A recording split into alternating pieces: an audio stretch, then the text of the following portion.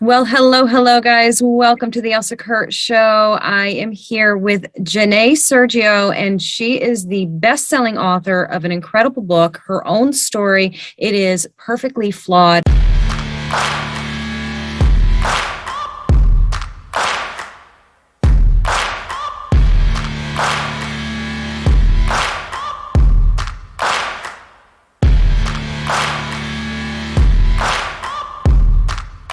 Thank you so much for coming on the show today. Hi, thank you for having me. I'm excited Absolutely. to be here. So I'm super excited to have you here. I'm like jumping out of my seat with excitement because I know you from my favorite platform, TikTok, which of course is not your only existence. You have so much going on. Of course, the book, it looks phenomenal, and I don't want to be a big fat liar, pants on fire. I haven't started it yet. It's in my to be read list, and I really can't wait to get to it. So before we talk about the book, I want to get kind of the background, if we could, because your story truly is incredible, starting with homelessness at age 16, correct? Correct. Yeah. Tell us a little bit about that, if you would. Yes. So I came from, a dysfunctional family, a broken home. I never met my father, and I grew up in an abusive home and dealt with a lot of neglect. And by the age of 16, I had run away a few times prior to that to try to escape the abuse.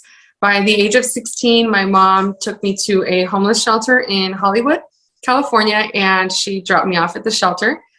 From there, I had to spend the next 2.5 years on the streets of Los Angeles trying to avoid attempts to lure me into sex trafficking, kind of living in survival mode, trying to find my way. And I struggled with that because there's kind of systemic barriers that, not being able to graduate high school and not being able to get a job because I didn't have my high school diploma. So there was a lot that was kind of keeping me in that cycle of homelessness. At age 18, I joined the Navy, and I served active duty for 8 years, where I was one of the first service members shipped off to Operation Enduring Freedom after 9/11. And after that, I went on to work as a federal employee. I've gained a great social media following where I get to share my story and inspire others, as well as have opened a 6-figure online boutique. And here we are. Now I'm writing a book about it. Yeah, I mean, here we are indeed. It's such an incredible story of perseverance and strength and courage. I mean, I can't even, I'm thinking myself at 16, I grew up pretty sheltered, just your average small town girl, sheltered. So to even imagine those experiences is just, it's unfathomable to me to having to survive that at such a young age. I mean, I just can't imagine it.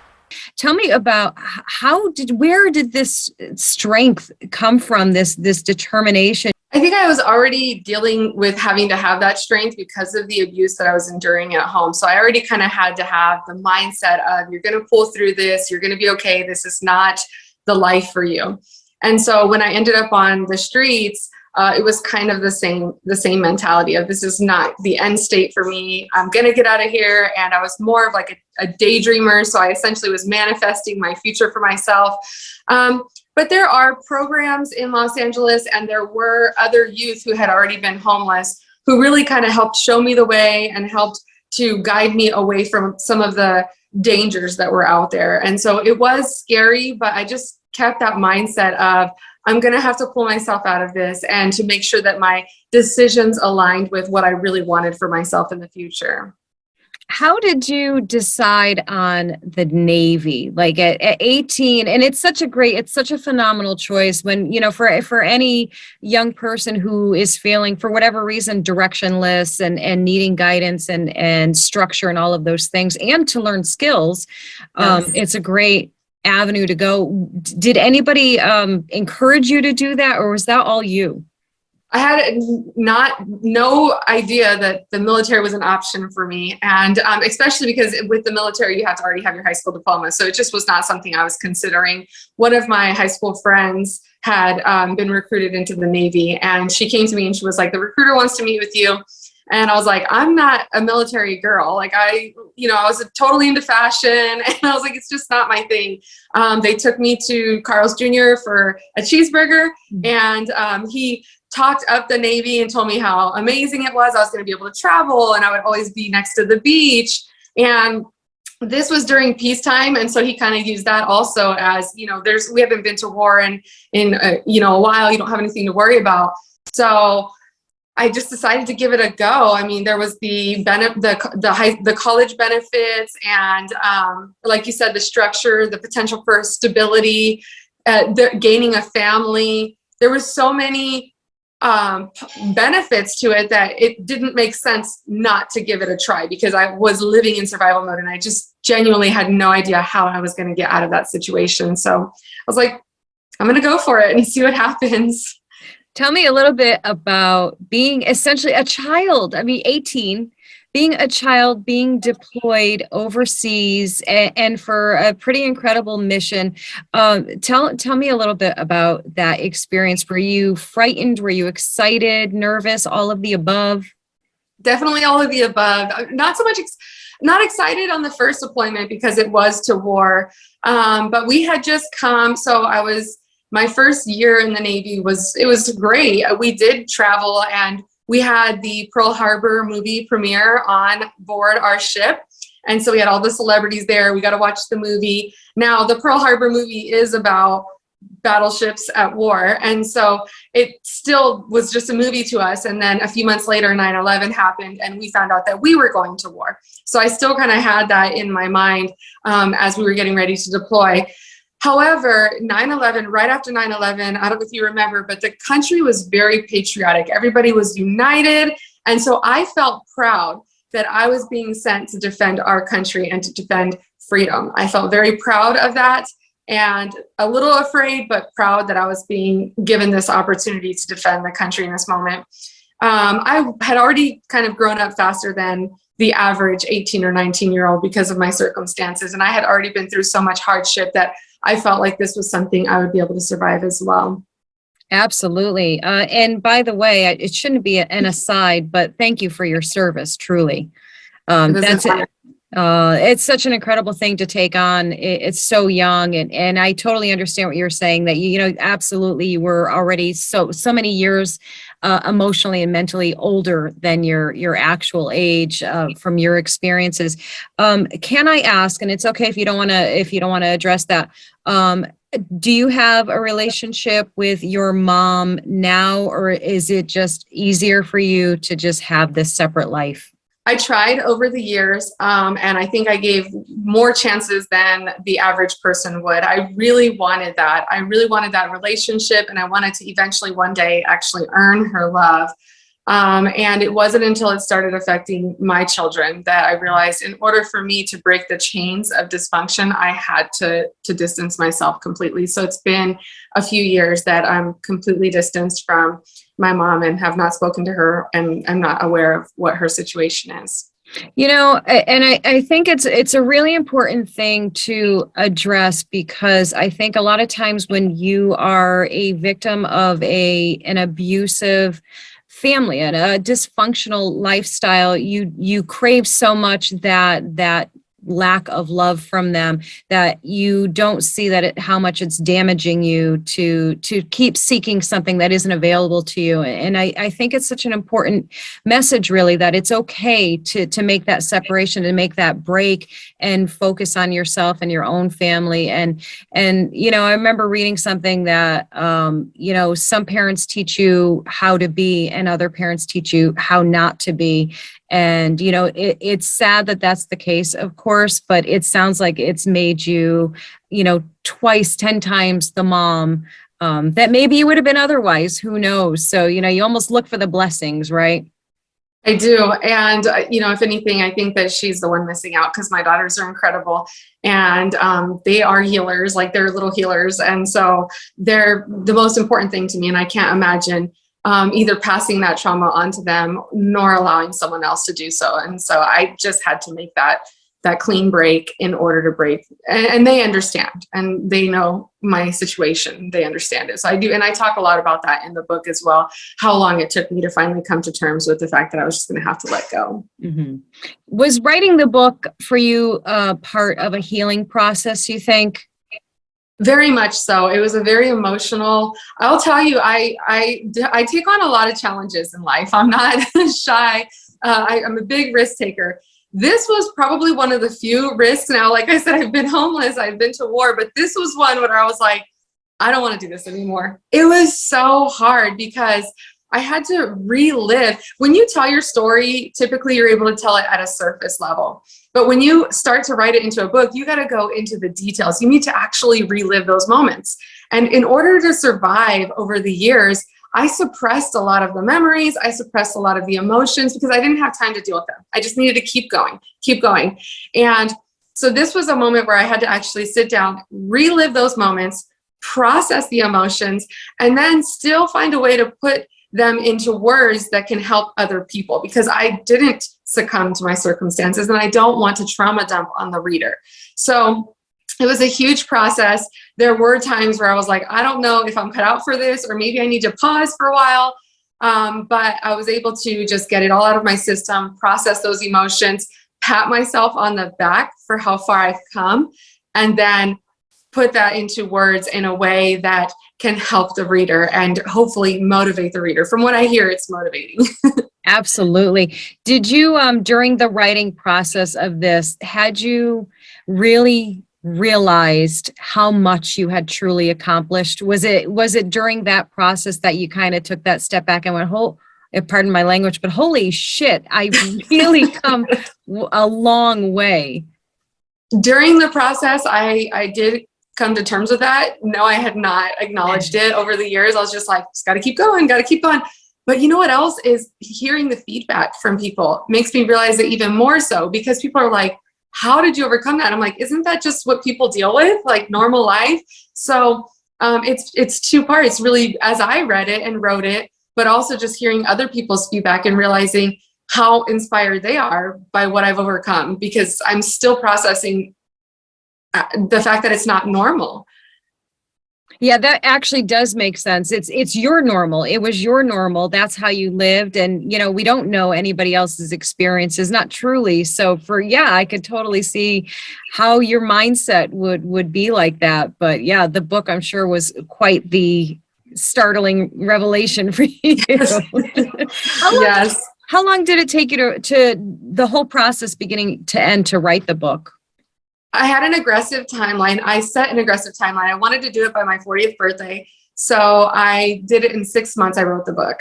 It was very aggressive. Yes. A lot of work. Yes, a lot to unpack emotionally too, like that, because like you said, you're putting your whole life on paper essentially, and really opening wounds and exploring things, and probably seeing things in a different light, because how you probably saw things at 16 and 18 and 20 is so different now in adulthood and in parenthood and all of those things. Do you feel like you see your life in a different lens than what you did as a kid? It's interesting you say the way you say it, because at the time as a child, I thought that I deserved a lot of what was going on. I thought that I deserved it. And as I was writing, my oldest daughter is the age that I was. And so there was a lot of having to really process that, because I see her in the other room sleeping while I'm writing, thinking I could never do that to her. And there's nothing she could do that would make her deserve it. And so just having a different lens as a mother makes it a little bit harder for me to relive. I would imagine so. Yeah, I actually feel a little choked up just thinking about it on your behalf. I'm like, I'm going to sit here and cry. And I'm fighting it back. I'm like, don't do it. I know, don't worry. We're just going to be crying together. If we need to cut it out, we'll cut it out, because we can do whatever the hell we want. I have no business being proud of you, but God damn it, I'm so proud of you and your accomplishments. It's so amazing. And it truly is inspiring what you've done. And I mean, and this isn't even all of it. On top of everything everything else, you're a businesswoman and a very successful one. Tell me about your online boutique, because you built it from the ground up, correct? I did. I built it from the ground up about 4 years ago. I started kind of putting myself out there on social media. As I was, going through life, working for the military, I kind of felt like I needed to morph a little bit into being like in this more male dominated environment. And I put my love for fashion aside. And so a few years ago, I got on social media and I was like, oh, wow, I can share my love for fashion with everybody, because that's what I did before I joined the Navy. I worked in clothing stores in Melrose. And so I started showing pictures, and I was kind of wearing other people's brands. And then one day I was like, well, what if I do my own brand? And then I can really show my love for fashion, and I can share it with people and help them with dressing for their body types. And so about 3 years ago, I opened up Perfectly Flawed Boutique. It's an online boutique. It specializes in women's apparel. Started out kind of like more flirty fashion, but tropical kind of stuff. But now we've expanded. We have everything you can imagine. We even have children's clothes and accessories. And I got a lot of assistance from my my friends who were influencers online, and they were like so excited for me. They're like, I totally support this, and they would order my clothes and help me with promoting it and getting the word out. And so now we've expanded. We're a 6-figure business, doing great things and really helping women to feel empowered in their own skin and confident in what they're wearing. Because, clothes have a huge impact on your confidence. Yes. Oh my God. Absolutely. It's not just here's some cute clothes to wear. It's serving a really great purpose and teaching women, and especially women who are lacking in confidence, that the power of feeling good, about yourself, and how that changes your whole attitude and your whole perception of yourself. And I love that you're using your brand in that way. And that seems to be such a huge part of your presence, your existence, to empower others, to help others. And I think that's so noble. And I love that about you. Thank you. I really believe that we heal through helping others. And so that's my passion in life, and teaching my daughters the same thing. Just always be out there giving back and helping other people, because we all grow together. That is so true. Tell me, let's talk a little bit about good old TikTok. So when you tell me kind of your process, like when you joined TikTok to this point, did you I'll tell you very quickly, when I joined, I thought I was just going to watch for a little bit and not make any videos. And then I decided I'd make one, and that would be the end of it. And then I became totally addicted to it. Became my, my fun, my playground, essentially. What was your evolution on TikTok? So my daughters had it when it was Musical.ly, and so they would make little Musical.ly videos, and so I would just go on there and be really silly with them. But I think I made maybe like 5 videos. So I had an existing account, but I never used it. And then we all put it aside, and it was right around the time of the pandemic. I was watching a video by Gary Vee. Mm-hmm. And so the pandemic affected most businesses, and mine was, I was affected as well. My business took a hit during the pandemic. I tried to kind of pivot and do things that I could to help others during that time. But I definitely took a hit. So I was working from home. I had my business, and Gary Vee was like, if you're not promoting your business on TikTok, I was like, really? I'm old. I shouldn't be on TikTok. But I said, I'm going to get on there and give it a try. And it was an outlet for me during the pandemic while I was sitting at home. It was fun for me. I got to show my silly and goofy side. I got to show my love for fashion. I started to learn some of those transitions and the different ways to show clothes. And again, I still thought it was just something I was trying out. And a couple videos just hit. And all of a sudden I grew to over 300,000. And now I'm like, I'm all over the place though on my TikTok. I don't have a good, because I'm all over the place in life, right? So I've got my book, I've got my clothes. I like to be funny. So I just have fun with it as much as possible and try not to take it too seriously still to this day. Yeah, that's awesome. I know, I remember hearing like early on, from like the pros, that you have to niche down. You have to like focus on one thing if you want to grow your audience. And I was the same way. I'm like, I just want to make whatever I want to make, like whatever I'm in the mood to do. That's what I want to do. And I was thrilled when 2 people watched my videos and liked it. And then, when it grew, I was like, oh, okay, a couple more people think I'm interesting or entertaining or something, or they just want to see what stupid things I'm up to next. Yeah. But yeah, I know, right? I was embarrassed of like people in real life finding me on there for a long time. I was like, but now I'm just known for it. So I just own it. Absolutely. What is that like your main social media platform? Like I'm sure what other ones are you on? Do you have a favorite? I started out with Instagram, so it'll always be my favorite because that's the one that really helped me in the beginning. And I have a very the following that I have on there has really supported me through a lot of these initiatives. They've been with me since day one, and so that one is typically where I go first. But TikTok seems to get more when it comes to promoting businesses or when it comes to getting word out about a message that you're trying to share. It seems like you have a better opportunity of that going more viral on TikTok. So I kind of bounce between the two. I also do a lot on LinkedIn. I really enjoy LinkedIn. I think there's a nice message that can be shared there as well. So I kind of target my message a little bit for each platform, but I get something great out of every platform. I think the one that I haven't gotten onto yet is YouTube. The next frontier, right? You probably don't even need it at this point, I would imagine. I just don't have the energy to learn it.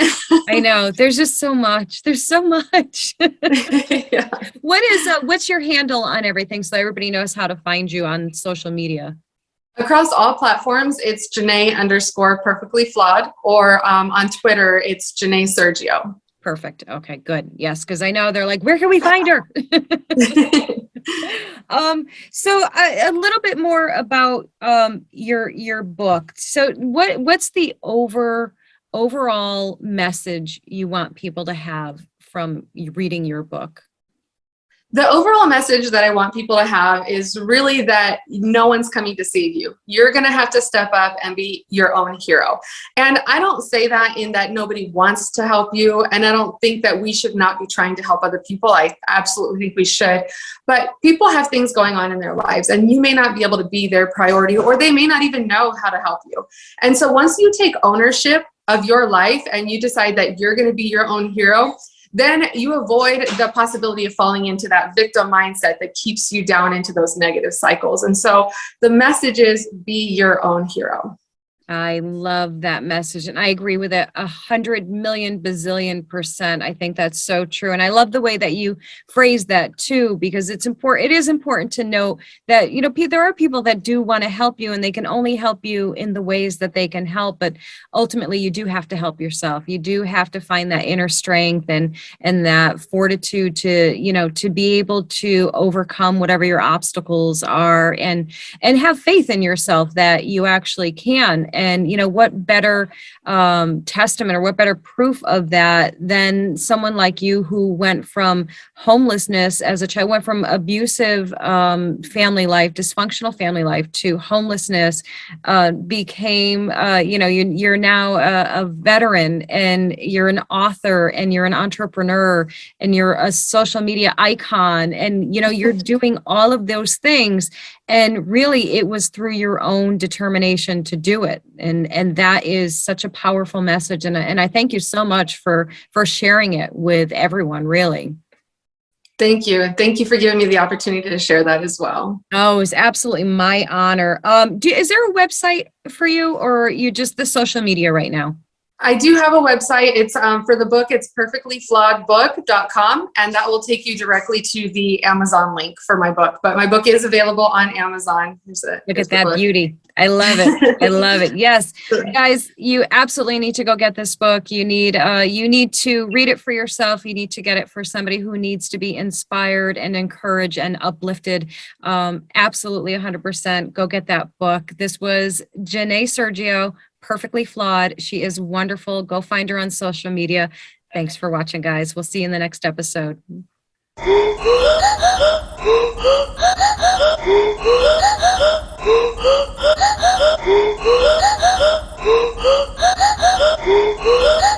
Hey, family, if you're looking for the perfect gift for the reader in your life, why not check out one of my books? They're all available on Amazon and most major online book retailers, as well as elsakurt.com.